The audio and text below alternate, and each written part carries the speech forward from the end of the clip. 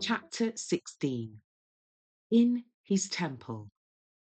This chapter is based on John chapter 2, verses 12 to 22. The crowd that had fled from the temple court after a time slowly drifted back. They had partially recovered from the panic that had seized them, but their faces expressed irresolution and timidity.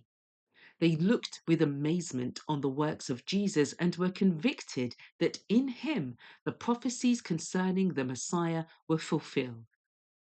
The sin of the desecration of the temple rested in a great degree upon the priests. It was by their arrangement that the court had been turned into a marketplace.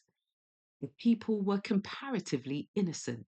They were impressed by the divine authority of Jesus, but with them the influence of the priests and rulers was paramount. They regarded Christ's mission as an innovation and questioned his right to interfere with what was permitted by the authorities of the temple. They were offended because the traffic had been interrupted and they stifled the convictions of the Holy Spirit.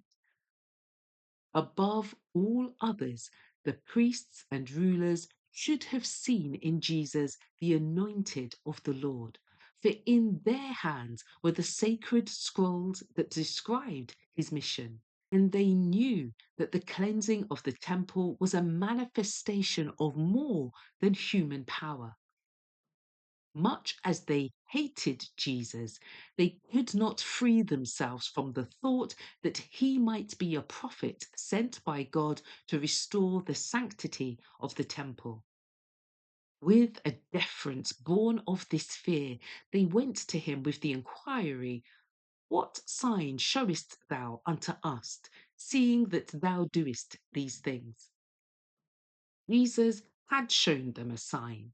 In flashing light into their hearts and in doing before them the works which the Messiah was to do, he had given convincing evidence of his character.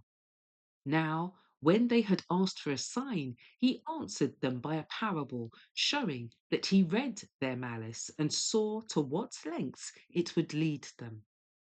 "Destroy this temple," he said, "and in 3 days I will raise it up." In these words, his meaning was twofold. He referred not only to the destruction of the Jewish temple and worship, but to his own death. This the Jews were already plotting. As the priests and rulers returned to the temple, they had proposed to kill Jesus and thus rid themselves of the troubler. Yet when he set before them their purpose, they did not understand him. They took his words as applying only to the temple at Jerusalem, and with indignation exclaimed, 46 years was this temple in building, and wilt thou rear it up in 3 days? Now they felt that Jesus had justified their unbelief, and they were confirmed in their rejection of him.